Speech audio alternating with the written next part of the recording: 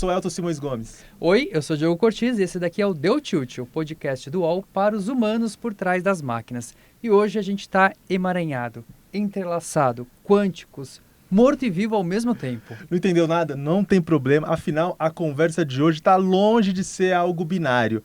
Mas essa vai ser a última piada infame que eu faço no programa inteiro, ainda que ela seja bastante apropriada, porque hoje o assunto é computação quântica. E se você sabe alguma coisa a respeito, senta que vai dar para entender um pouco melhor. E se não sabe nada, hoje é a hora de entender, porque a gente está com a Ana Paula Apel, que é engenheira de inteligência artificial da IBM e também embaixadora de computação quântica da empresa.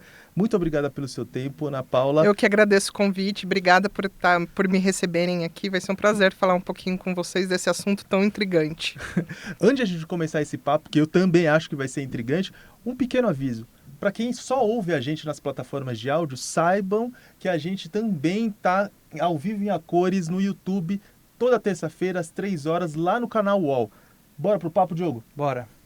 Ana, a primeira pergunta que surge pra gente é qual é a necessidade de a gente ter computador quântico se a gente já tem um computador lá em casa que funciona de um jeito bonitinho, eu ligo, ele funciona, eu uso o mouse e tá tudo certo. Pra que computação quântica? Porque, então vamos lá. A computação quântica nasceu porque teve um cara, né, o Richard Feynman, que ele escreveu um artigo em 1982 e ele falou assim, olha, a natureza, ela não é binária. Eu não consigo simular a natureza nos computadores que existiam naquela época, que eram os computadores clássicos, né? Porque apesar dos nossos computadores terem evoluídos, né? Todo mundo agora querer usar uma GPU, um smartphone, mas eles, no fundo, né? Como eu brinco, no frigir dos ovos, lá no chipzinho, vai ser tudo virar o tal do Matrix, vai virar tudo 0 e 1, né? Mas o Richard Feynman falou assim, olha, para eu realmente simular isso da maneira correta, eu não consigo usar esse computador. Porque eu preciso de um computador que realmente simule as propriedades da mecânica quântica. Né? E aí, na verdade, ele que brotou a sementinha que precisaria de um computador quântico, né? Um computador que conseguisse mimicar essas propriedades de uma maneira mais realística. E aí, na verdade, a partir dessa época, né, todo mundo não, né? Alguns pesquisadores começaram a pensar por que não ter um computador quântico, né? Então, um computador que pense diferente. E, assim, qual que é a grande diferença entre a computação quântica e a computação clássica, assim? A gente costuma dizer, né, a gente vai muito por esse não é binária, né? Então, eu gosto de dar um exemplo, né? Então, imagina a luz tradicional, a luz que todo mundo tem em casa, você só acende e apaga. Na computação quântica, é como se a sua luz fosse aquela luz que tem aquele botãozinho, né? Que você vai deixando mais claro, mais escuro. Você consegue ter um meio termo. Porque, na verdade, quando a gente está falando de computação quântica, a gente está falando de um computador que tem uma partícula. Um átomo, um elétron, um fóton. E aí, na verdade, essa partícula, ela tem os eixos, né? Então, vamos pensar no ambiente 3D aqui, né? A gente tem o X, o Y e o Z. Então, é como se você rotacionasse. Na computação binária, você está um dos polos. Mas na computação quântica, não, né? Você pode estar, pensa numa esfera, por exemplo, no globo terrestre, e você pode estar em qualquer ponto dessa esfera. Você vai estar, né, num X, num Y e num Z, num ponto. Então, é como se você estivesse nesse meio do caminho. Por isso que a gente fala que, às vezes, a gente está em 0 e 1 ao mesmo tempo. Porque se a gente estiver no meio, a gente está na sobreposição. A gente não está nem no Polo Norte, nem no Polo Sul. A gente está em algum lugar no meio. Ou seja, a gente está entre 0 e 1, pensando que esses polos, né, são 0 e o 1, né? O Polo Norte e o Polo Sul. Aproveitando que ela falou de 0 e 1, eu vou pedir para ela explicar a sua piada ruim. De estar morto e vivo ao mesmo tempo. Tem uma relação com essa ideia do gato do Schrödinger, que ele fica morto e vivo ao mesmo tempo, que é o 0 e 1. É que, na verdade, assim, esse exemplo não é um dos melhores exemplos. Até porque eu gosto muito de gato e eu detestaria ver um gato vivo e morto ao mesmo tempo. É que, na verdade, na época, ele quis usar essa história do gato como uma provocação, né? Uhum. Então, do tipo, o gato na caixa. Mas quando a gente fala esse do vivo e morto ao mesmo tempo, é realmente esse estado de sobreposição, né? É como se eu tivesse em 2 lugares ao mesmo tempo. Então a gente tenta trazer para isso. No fundo, não é muito isso que acontece. O que acontece é que a computação quântica, então imagina que você tem uma moeda que tem cara ou coroa. Na computação clássica, você consegue saber a hora que você pegou a moeda na sua mão, então se ela está em cara ou coroa, você jogou para cima e você vai ver o estado final dela, cara ou coroa, tá? Na computação quântica, é como se você conseguisse enxergar a moeda rotacionando. Então, a moeda, se em alguma hora, né, quem sabe rotacionar bem a moeda, que não é o meu caso, e a moeda está rodando lá, ela está em cara e coroa ao mesmo tempo, né? Se você estiver olhando a moeda, você vai ver ela em cara ou coroa. Então, é como se eu conseguisse parar aquela moeda num estado cara ou coroa, né? Ou mais para cara ou mais para coroa.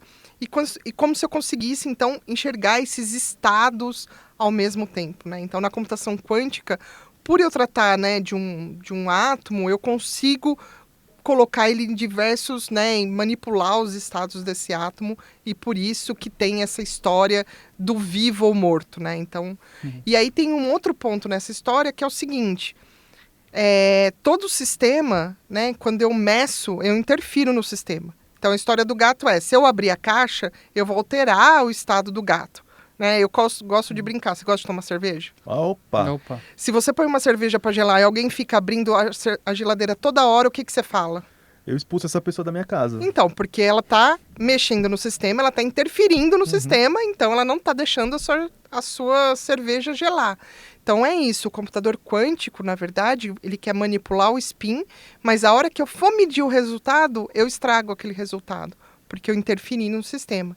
Então, assim, a gente pode continuar esse papo, mas eu tenho vários desafios aí no meio, porque eu estou manipulando, né, uma partícula e tudo mais, e eu tenho que controlar ela nesses estados que eu quero pôr. A gente já vai falar sobre os desafios, né? Mas eu acho que o Diogo tem uma pergunta. Tenho, que é o seguinte, a gente está falando dos desafios, mas quais são as principais vantagens em relação à computação tradicional? Então, pegando a computação quântica, quais são as vantagens? Porque a gente escuta muito falar, né, do poder de processamento, da velocidade, mas assim... O que está errado. Então, exatamente. Porque assim...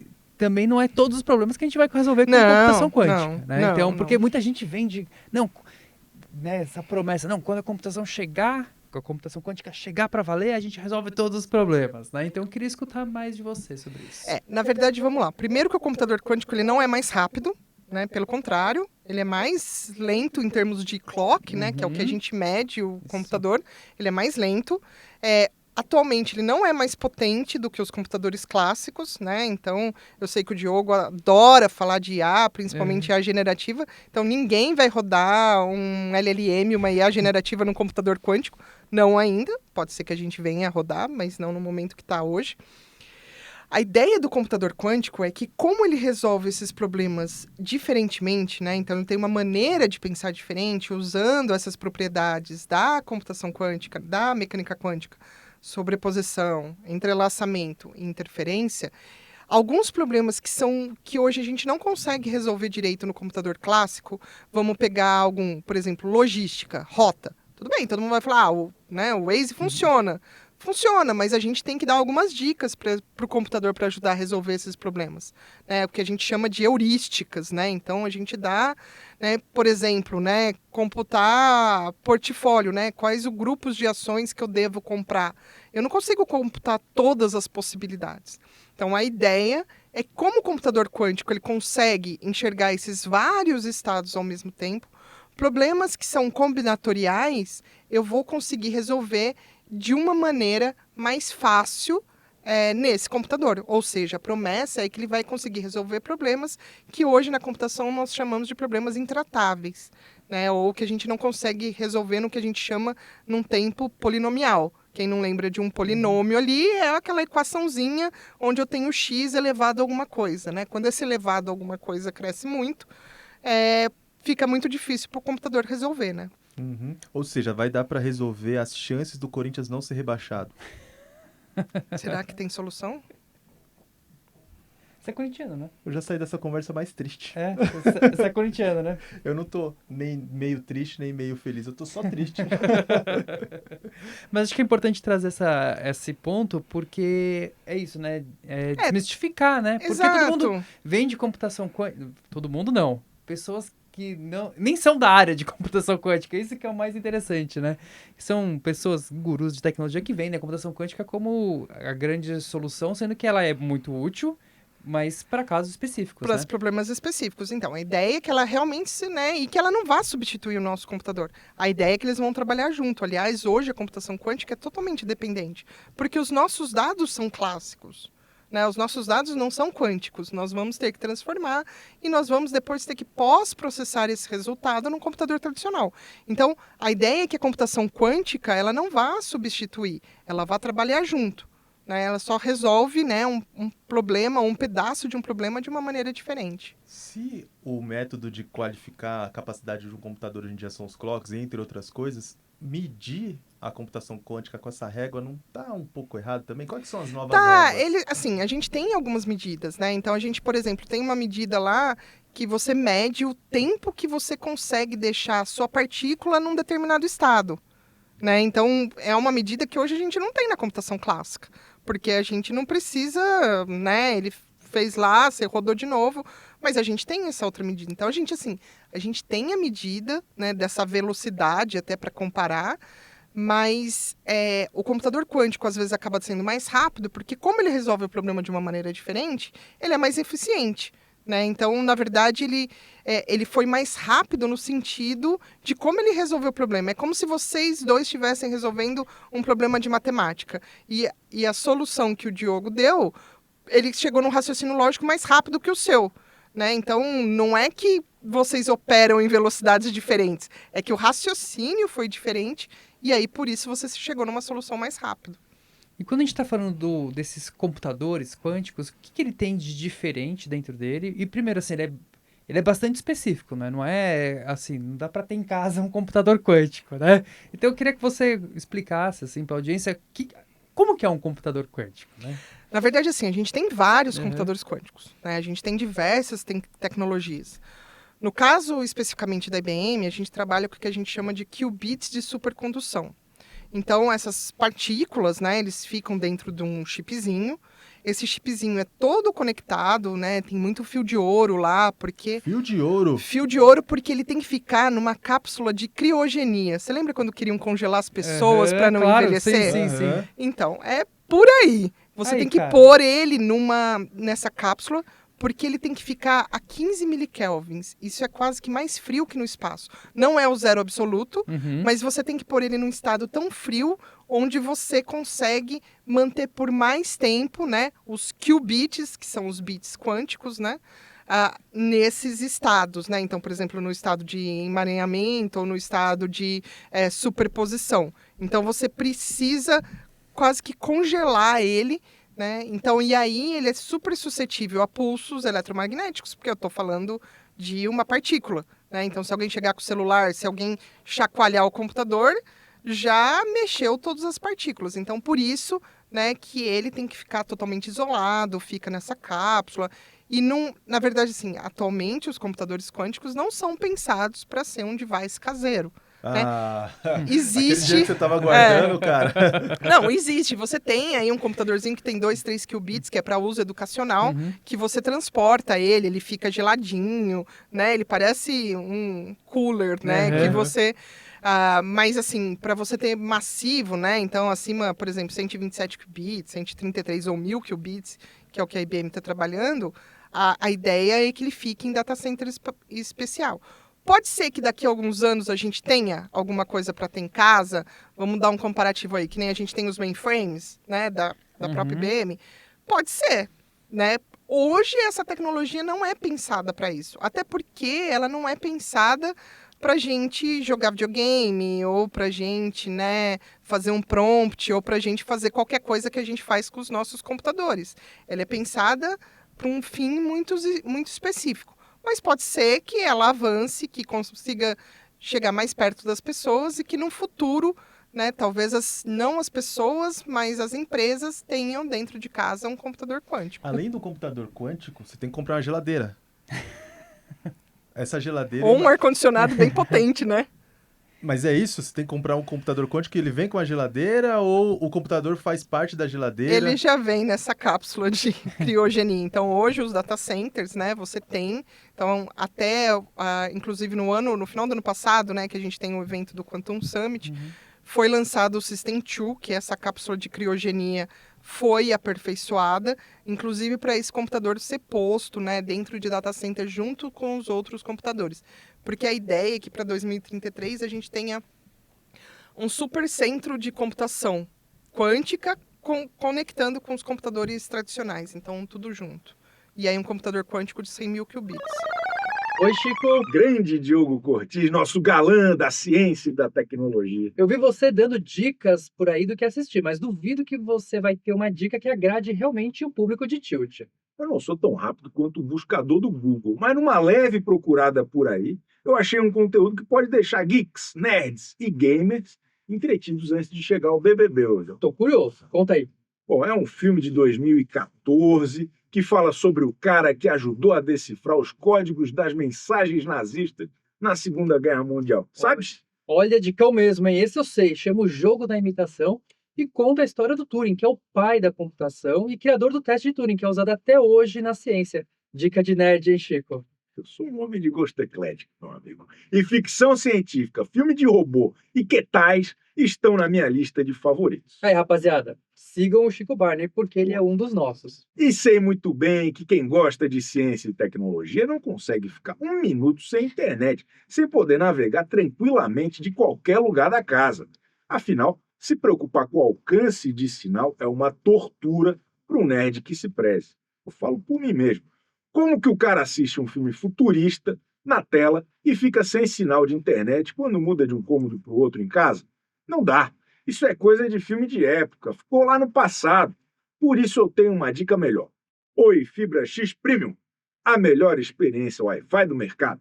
Oi Fibra X Premium leva o máximo do Wi-Fi para casa toda e é indicado para pessoas exigentes que valorizam tecnologia de ponta numa casa ampla e super conectada, Diogo. Tô curtindo suas dicas, hein, Chico? Realmente não existe mais ter que ficar colado no roteador para não perder a conexão. E como bom amante da tecnologia, você vai amar saber disso aqui, Diogo.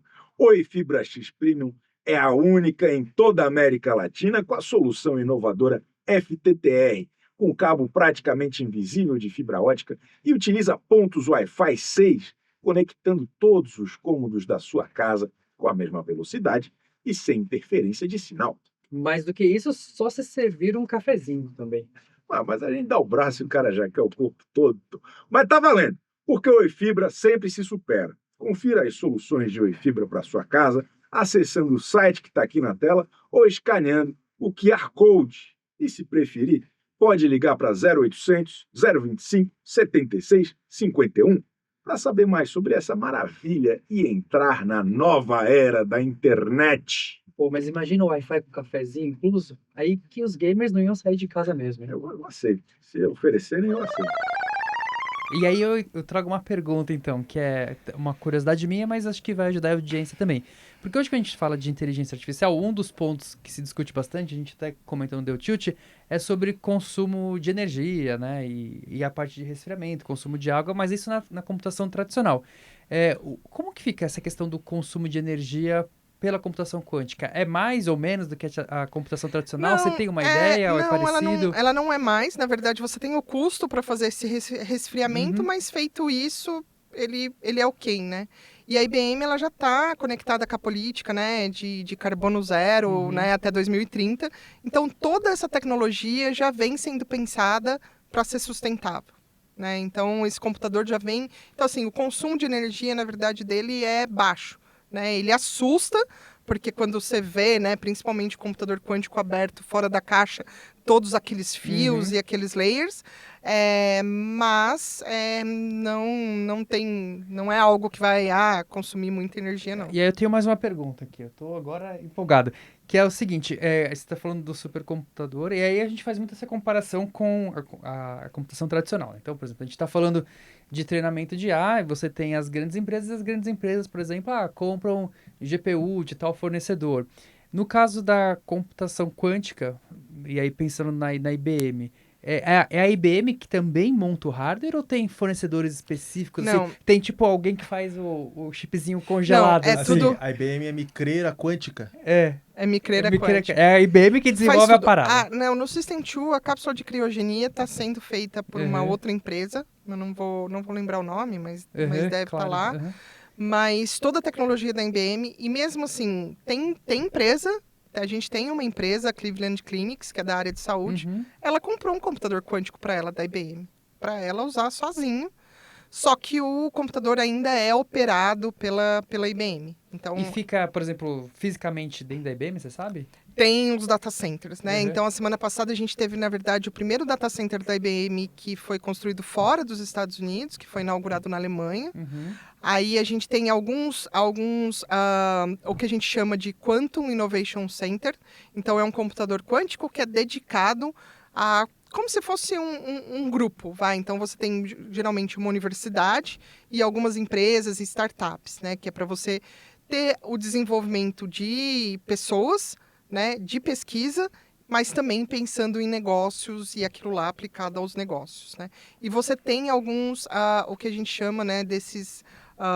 então, você tem dois que são esses de dedicação exclusiva, que é o da Cleveland Clinic, por exemplo, que foi comprado só para ela, então eu quero só para mim, né? Eu tô pensando um chip que tem fio de ouro, fica Na encapsulado... verdade, não é o no- chip. Quando você olha, você tem o chipzinho e aí ele é conectado numa estrutura que tem todos esses fios de ouro e tudo mais, assim. Tudo bem, uma estrutura que tem fios de ouro, Tanto- um chip criogênico. Isso deve custar muito caro. Então, ele, na verdade, o povo chamava de candelabro, porque ele Uhum. parecia um lustre, assim. E como, né, ele ficava pendurado no teto, né? Uhum. Então, ele era posto ao contrário, então todo mundo falava que parecia um candelabro. Na verdade, assim, a boa notícia é que se você programa Eu programo. em Python, É. então, a partir de hoje, você já pode começar a programar no Ih, computador cara. quântico. Não, mas eu quero Então, ter... suponhamos que eu quero ter na minha casa. Eu sou rico, eu sou brother do Diogo, ele vai me emprestar uma grana.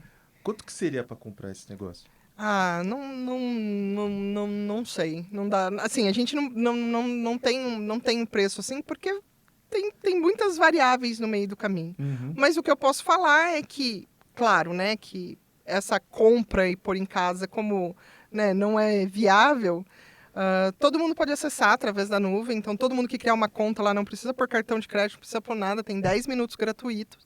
E, na verdade, o que se é comercializado, obviamente, é o acesso. Tá. Né? Então, você pode comprar o acesso via créditos, você pode comprar um acesso anual. Então, eu compro um slot de tempo desse computador quântico, né? Então, número de horas por mês Uhum. que eu vou ter os meus programas lá rodando com dedicação exclusiva. Tá? E como é que a gente programa Exato. computação quântica? Ela já falou em Python, mas... Você falou Python, mas eu faço uns if else lá, como é que na verdade- funciona assim? na Ou verdade- eu tenho que ter uma outra lógica? Você tem assim, que de pensar pensamento? quanticamente, Então, cara. Na Aí a gente verdade, tem que trazer uns coach quânticos Ah, pra meu ajudar Deus do a céu. gente. Deixa não, pessoal pelo amor de falar daqui. Deus. Não avacalha. Então, na verdade, assim, para a gente programar, vai muito na linha, por exemplo, do que o trabalho de um cientista de dados faz, né? Então, o Qiskit, né, que é o SDK, ele é open source, ele não funciona só com o computador da IBM, ele funciona com até 8 diferentes tipos de computadores quânticos. E você programa num Jupyter Notebook lá, da mesma maneira que você, né, quer analisar seus dados. A única coisa é que você ainda cria circuitos lógicos, né? Então, quem fez computação e teve lógica lá, que criava as portezinhas, AND, OR, SHOR, você cria esses gates, né? Então, eu instancio os qubits, ponho supercondução, mas é em Python, é uma biblioteca Python, da mesma maneira que a gente usa o scikit-learn ou qualquer outra coisa no Jupyter Notebook. E aí você tem lá a sua API Key para você acessar, e você pode rodar no hardware real, ou você pode rodar no simulador, na sua máquina, você nem precisa conectar com a nuvem. Então, assim, dá para você brincar. Mesmo na plataforma, a gente também tem uma ferramenta visual, onde você põe lá e arrasta as portazinhas lógicas para brincar, é bem interessante. Mas o grande desafio mesmo é como você pensa, como você modela o seu problema para a computação quântica, né? Então, como é que eu não posso só copiar e colar? Né? Então, eu não posso pegar simplesmente uma rede neural que já está implementada e falar, não, agora ela vai rodar no computador quântico. Não, eu tenho que pensar como, né, esse algoritmo, como esse método vai se comportar dentro de um computador quântico. Ana, você está deixando o pessoal do pensamento quântico acreditar que tem um certo pensamento quântico aí.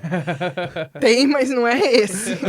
Mas Eu imagino que você deve ter contato com uma galera que já está usando, já está manejando bem por esse caminho. Já tem desenvolvedor quântico?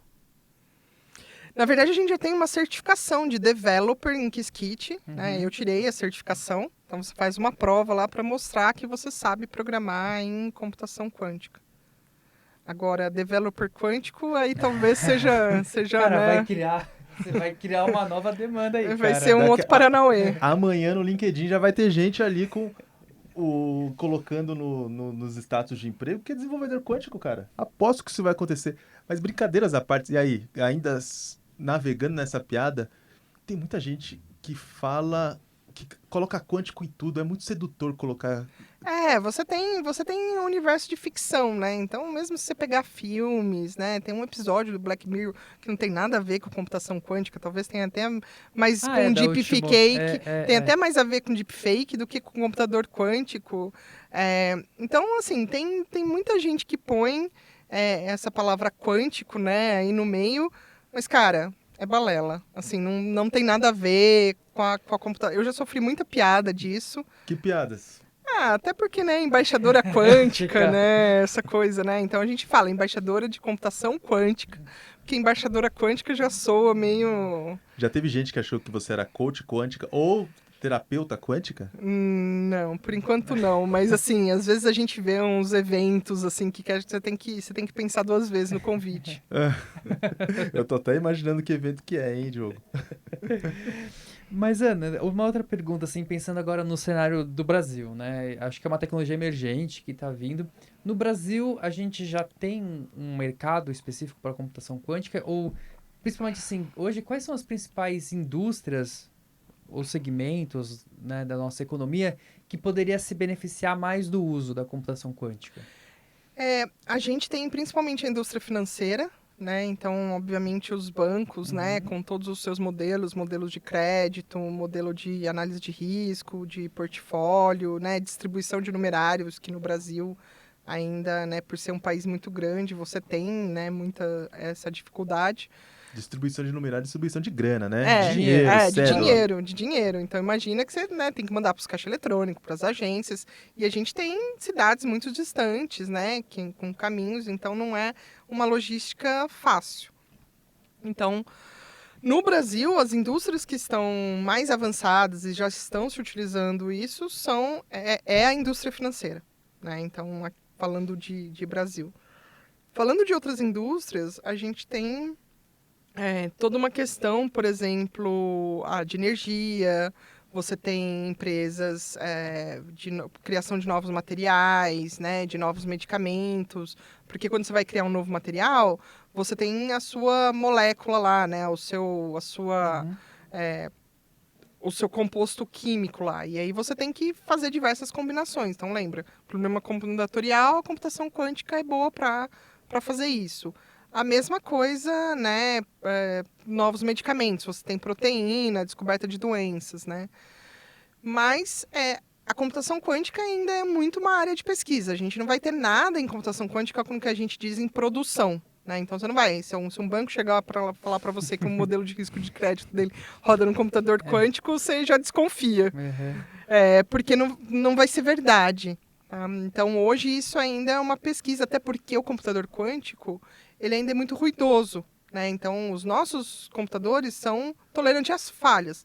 Claro, às vezes, né, você liga, faz uma conexão, falha um sinal, né, interrompe a internet e tudo mais, você perde uns pacotes, mas na 99,9% das vezes ele funciona. A gente nem percebe, né, quando perde um pacote. Mas no caso do computador quântico, você ainda tem a questão de mitigação de erro, de correção de erro, né? Ele ainda não é tolerante a falhas. Então, ele ainda está num estágio que a gente fala, que eles chamam de NISQ, né? Que é de um estado ruidoso do computador quântico. Então, a gente ainda precisa avançar, no caso dessa tecnologia, para ele se tornar, né? Para eu ter correção de erro e mitigação de erro, para eu, de fato, conseguir usar isso na prática. Mas no Brasil em si, ainda a gente vê pouco movimento, né? A Europa, os Estados Unidos estão crescendo, um grande número de empresas, de startups, né? E mesmo outros vendedores de hardware, né? Outras empresas que têm hardwares de outros tipos, né? Baseado em laser, neutroátomos e tudo mais. No Brasil a gente não tem, né? E no Brasil a gente não tem nenhum computador quântico hoje. Assim. Não. Mas eu fiquei muito curioso quando você disse que o Waze, ele tem alguma dificuldade para traçar rotas, porque tem várias combinações por ali, e os bancos já estão usando computação quântica para distribuir dinheiro, porque o Brasil tem várias rotas. Na verdade, assim, então se pensando no problema, né? Tá. Então tentando se modelar esse problema com a computação quântica. Mas a gente tem a empresa, por exemplo, a gente tem a ExxonMobil, que tem parceria com a IBM, que ela está trabalhando na logística de navios para distribuição de gás natural. Então é o mesmo problema da distribuição de numerários, só que ao invés de navio, né? Dinheiro. E qual que é o uso, qual que foi a aplicação de computação quântica mais fora da curva que você viu? Que você falou assim, nossa, isso é um problema que daria para resolver com computação quântica e esses caras estão fazendo isso. Bateria de carro elétrico. Por exemplo, a gente tem empresas parceiras com a IBM tentando pensar novos tipos de baterias para ser mais eficientes, por exemplo, para carros elétricos. Então, pensa que você faz uma bateria que vai ser durável, muito mais econômica, que precise recarregar muito menos. Cara, é um negócio de bilhões de dólares.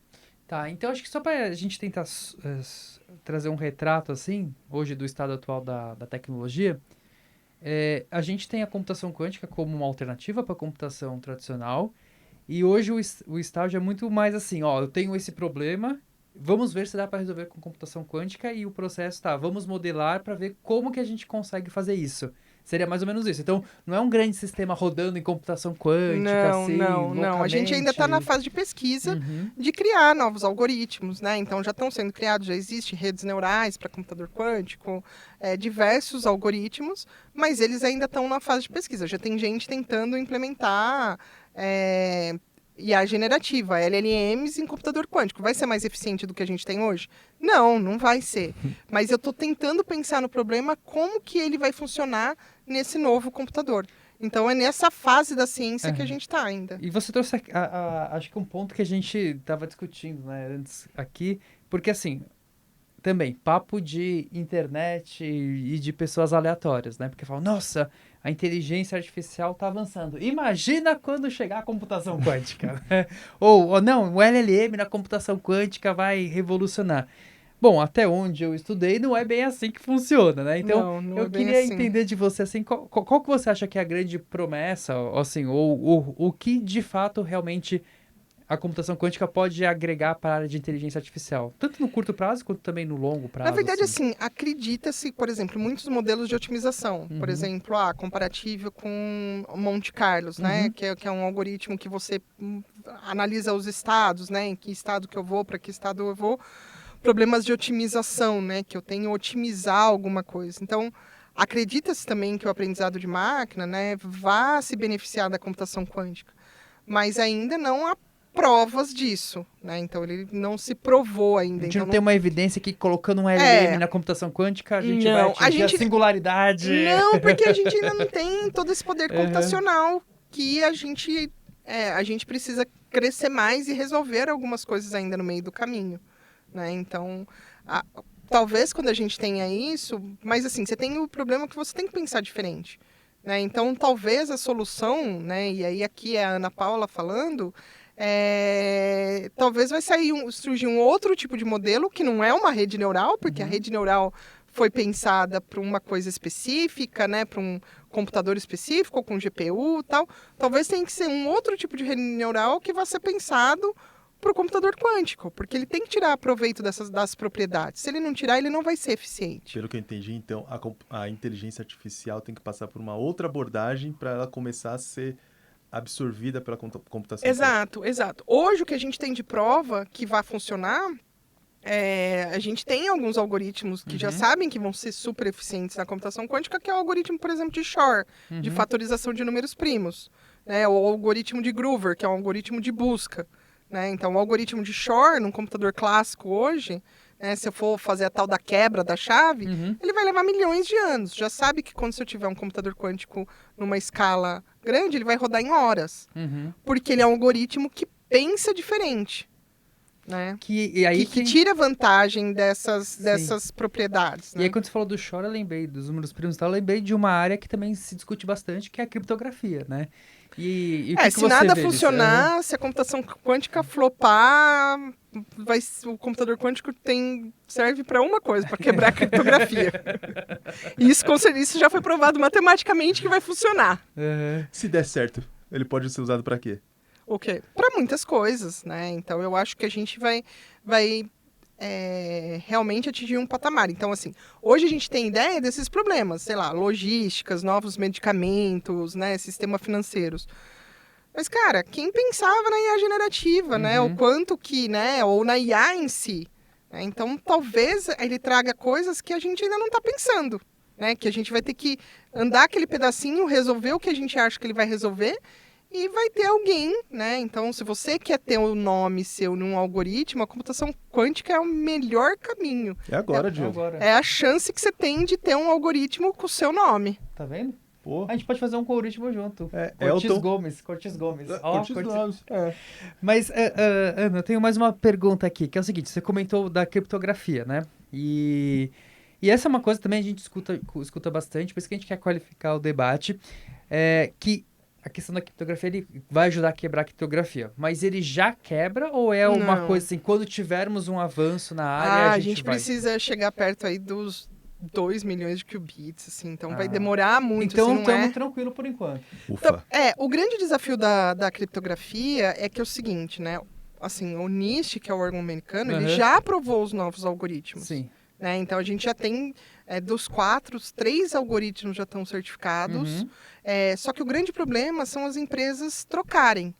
Então, assim, a Apple soltou, né, que para fazer o iMessage de novo, ela teve que quase que reescrever totalmente a aplicação.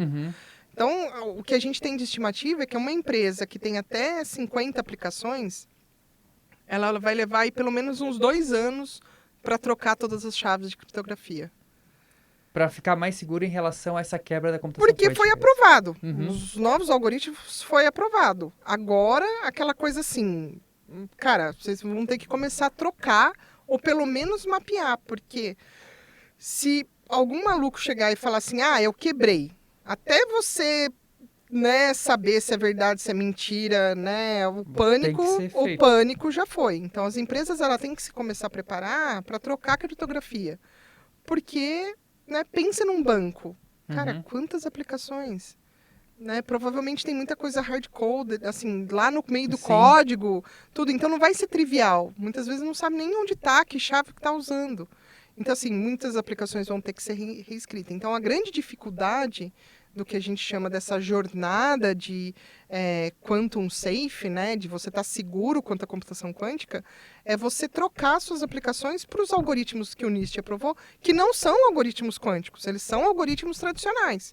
Só que ao invés de serem um problema matemático, que é uma fatoração de número primo, é um outro problema matemático que é difícil por computador quântico. E você vai ter que ter agilidade nessa troca, porque esses novos algoritmos não passaram no teste do tempo igual o RSA, que foi proposto na década de 70. Quantos anos ele está aí? Tipo, 50 anos? Pode ser que daqui a um tempo esses algoritmos aprovados agora sejam quebrados. Um dos algoritmos que estava uma das últimas listas do NIST foi quebrado num laptop. Porque ele era resistente ao computador quântico, só que ele não era resistente ao computador clássico. Tradicional. A IBM está planejando, está trabalhando para ter um processador quântico de 100 mil qubits em 2033. Você acabou de dizer que para ter um algoritmo que quebra criptografia vai precisar de 2 milhões. Por volta disso. Nossa, quando que a gente vai chegar nesse número? Mas, cara, tipo, as coisas assim... Se você pega a velocidade das coisas, né? Um gráfico que eu gosto muito legal é quantas empresas levaram para ter 1 milhão de usuários, né? O tempo foi se encurtando, né? Até que veio o tal do TikTok que, cara, em horas, vai. Então, assim, e a gente já tem, por exemplo, a IA ajudando a computação quântica. Por exemplo, a IBM lançou essa semana, né, para os usuários premiums, um Code Assistant para Qiskit baseado em IA generativa. Né? Então, você tem questões de otimização, porque quando eu programo, o meu código vai ser transformado e aí eu tenho que mapear. Então, se eu quis lá 5 qubits, eu vou ter que mapear para 5 qubits no chipzinho. A IBM já está usando a IA para ajudar a dizer quais são os melhores 5 qubits que você tem que usar para fazer esse mapeamento. Então, assim, você tem a computação quântica ajudando a IA ajudando a computação quântica, e aí essa aceleração acaba sendo exponencial. Então, assim, Fica se a até gente difícil, resolveu né? para 100 mil qubits, por que depois a gente não pode pôr 10 deles juntos e... Fica até difícil prever, né? A gente assim. sabe que eles são temperamentais, né? É. Mas, assim, se você fizer isso, a escalada vai ser muito grande, né? Então, a gente está vendo um aumento crescente, né? Da mesma maneira que na IA, cada semana, né? Agora até que melhorou um pouquinho, mas a gente tinha um modelo novo sendo lançado.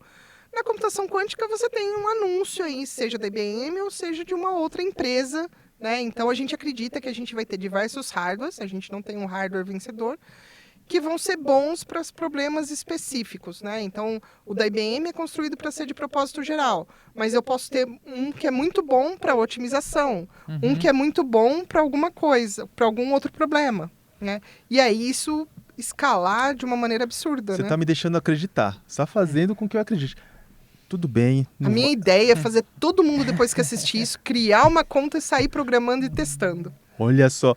Ó, eu já sou um fiel, já acreditei nisso. Eu vou pegar a conta do Diogo e vou fazer tudo isso. Mas em quanto tempo, já que você tá me fazendo acreditar, a gente vai ter um celular quântico? Dá para prever isso? É Acho que possível? não. Faz sentido? Acho E a que gente não. precisa de um celular Será que a gente... quântico? exato. Será que a gente precisa? O meu tá quebrado. Eu acho que Pra eu toparia comprar o celular pra você- quântico agora. Mas assim, mas até então, todo mundo tinha, quando tinha um celular que só falava e jogava o jogo da cobrinha, todo mundo tava beleza. Depois vem um smartphone, todo mundo precisa de um smartphone, né? Então aquela coisa assim, talvez a gente não precise até que a gente precisa. Até que a gente descubra que precisa. Pois é. Né? Até Então que- acho que a computação é isso e tá de boa. O que a gente fala é o seguinte, a gente não sabe quando vai acontecer. Pode ser que seja em 1 ano, pode ser que seja em 2, pode ser que seja em 5. Só que a computação quântica, ela não é trivial, né? A gente tem que pensar de uma maneira diferente. Então a gente tem que ser preparado para a gente não ser assolado por essa tecnologia. Se IA, que a gente já estava acostumado, todo mundo tinha um Alexa em casa, já falava com a Siri, já foi uma tremenda correria. Imagina se alguma coisa estourar de computação quântica. A curva de aprendizado é muito maior, né? E a corrida vai ser muito maior, né? Então, a gente já tem falta de profissionais, seja desenvolvedores, seja, né, de cientistas de dados ou de engenheiros de IA, que saibam as coisas direito, né? Imagina para a computação quântica. Então, o que eu falo para as pessoas é: hoje talvez você não tenha uma vaga para ser um desenvolvedor quântico, né? Na maneira correta. Mas pode ser que daqui a um tempo seja. Será que não vale a pena aprender? Será que não vale a pena olhar essa tecnologia? Pelo menos ela vai fazer você pensar diferente. É uma nova habilidade, né? Acho que é importante levar essa mensagem das pessoas se qualificarem, né? Com uma tecnologia emergente que, de repente, pode ter várias Exato. aplicações do futuro. Exato. A computação quântica, ela bebe da mecânica quântica, que tem vários nomezinhos super complicados. E é muito difícil das pessoas entenderem. Me explica o que é entranhamento, Emaranhamento. emaranhamento, entrelaçamento. Ou entrelaçamento. É Então- porque eu somei as duas palavras, eu fiz uma mistura quântica aqui. Na verdade, a gente tem as três propriedades, né? Então, superposição, entrelaçamento ou emaranhamento e interferência. Na superposição, eu gosto de dar o exemplo do jogo do Pac-Man, para quem lembra, né? Do joguinho... Então, imagina, né? Que ao invés que quando você tinha um monte de fantasminha e um bonequinho só para você caminhar, agora você tem vários bonequinhos e conforme você mexe um, você está mexendo todos, eles estão passando por todos os caminhos ao mesmo tempo. Isso é a superposição. Então, eu consigo enxergar mais de um caminho ao mesmo tempo. No entrelaçamento ou emaranhamento, imagina que você e o Diogo passaram num drive-thru. Então, veio uma pizza e um hambúrguer, né? Aí, você veio fechado, cada um pegou a caixa, foi para sua casa. Quando você abriu, você viu que você estava com a pizza. Então ele pegou o hambúrguer. Então, ele pegou o hambúrguer. Ou seja, eu não preciso medir as duas partículas, né? Os dois. Se eu medir uma, elas estão tão entrelaçadas, tão emaranhadas, que eu consigo saber o resultado da outra, né? Então, isso que é o emaranhamento. A interferência, né? A gente pode comparar, por exemplo, com os nossos fones de ouvido, que tem aquele cancelamento de ruído, né? Na verdade, o que ele está pondo é um outro ruído que cancela o outro ruído. Né? Então, você tem duas forças que, quando se somam, se cancelam. Então, você tem a interferência, que é... Você tem o pulso, ele tem uma outra força que... E aí, você consegue manipular esse qubit. Então, agora você tem que pensar suas, por exemplo, redes neurais, tirando proveito dessas 3 propriedades. Que é um caminho, então, que está se buscando também, com pesquisa, vendo o que dá para ser feito. Exato. Não, a gente tem um monte de artigo publicado aí, cada hora sai um experimento. Tem um pessoal da Austrália que realmente implementou um LLM num computador quântico. Então, assim, tem muitos experimentos sendo feitos, né? E a gente já tem alguns avanços, já tem alguns indicativos de que ele vai somar, né? De que eu combinando um algoritmo de aprendizado de máquina na computação clássica com na computação quântica, ele vai ser mais eficiente. Ou porque ele vai trabalhar com menos atributos e conseguir o mesmo resultado, ou porque ele vai melhorar realmente a acurácia, né, a confiabilidade desses outros algoritmos. E você já consegue entender em que pontos ele vai ser mais eficiente? Se ele vai alucinar menos, se ele vai poder... Cara, esse do LLM aí, assim, a gente não viu, não dá, mas eles fizeram alguns pequenos testes lá, mostrando que era... Assim, foi um LLM, claro, muito pequeno, que eles implementaram, mas é no sentido de mostrar, é possível, dá para fazer. Da coisa, né? E aí, acho que a partir disso vem estudo sobre possíveis ganhos, possíveis perdas. Porque aí uma vez que alguém provou que dá para fazer, cara, ser eficiente, ser, né, escalável, isso vem com o tempo, né? A gente tem tempo para mais uma perguntinha quântica, Diogo. Você quer mandar? Manda você. Eu tenho uma pergunta que é o seguinte. Hoje, então, boa parte dos acessos acabam sendo... Os computadores ficam basicamente... Por exemplo, data centers da IBM. E você falou que nos Estados Unidos. E aí, um que está sendo feito na Alemanha, é isso? Tem um agora na Alemanha. Na Alemanha. Então, o acesso é sempre via API, né? Uhum. E aí, eu queria só que você comentasse, assim, para incentivar a nossa audiência... justamente a se preparar para esse novo universo. Pelo menos ter o gostinho, né, de sentir o que é a computação quântica.